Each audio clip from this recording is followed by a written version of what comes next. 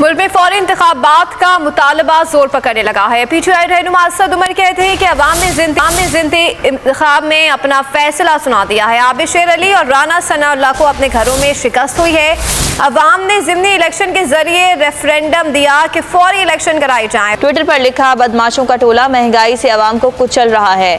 शहरियों को इन लुटेरों से बचाना होगा। ये लोग सिर्फ करप्शन के पैसे बचाना चाहते हैं, इसलिए फैसला अवाम को करने दिया जाए।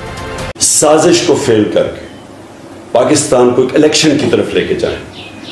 एक ही हल है इसका कि अवाम फैसला करे। की इस्टेब्लिशमेंट को पब्लिक की समझ नहीं है, वो समझते हैं वो बड़े पॉलिटिकल है, लेकिन उनके गलत फैसलों ने उस मुल्क का बेड़ा गर्क करके रख दिया। नवाज शरीफ को ये लेके आए, MQM को ये इन्होंने बनाई, पीपल्स पार्टी को खत्म कर, हकीकी ये लेके आए, लश्कर जंगी पता नहीं क्या क्या, ये सारा कुछ करते आए, नुकसान ही हुआ मुल्क को। आगे किधर जाना है कि ये पब्लिक जो है ये बड़ा खुशकिस्मत है ये मुल्क कि ये पॉलिटिकल पार्टी के साथ लगी हुई है। श्रीलंका के अंदर वो पब्लिक क्योंकि पॉलिटिकल पार्टी नहीं थी, पब्लिक खुद ही सड़कों पे निकलाई और वो बड़ा खतरनाक है। इनको समझना चाहिए कि इसका एक ही सोल्यूशन है, इलेक्शंस करवाएं, इन चोरों से जान छुड़वाएं और स्टेबल गवर्नमेंट आए, पॉलिटिकल स्टेबिलिटी आए, फिर इकोनॉमिक स्टेबिलिटी आएगी। इसके अलावा कोई दूसरा हल नहीं।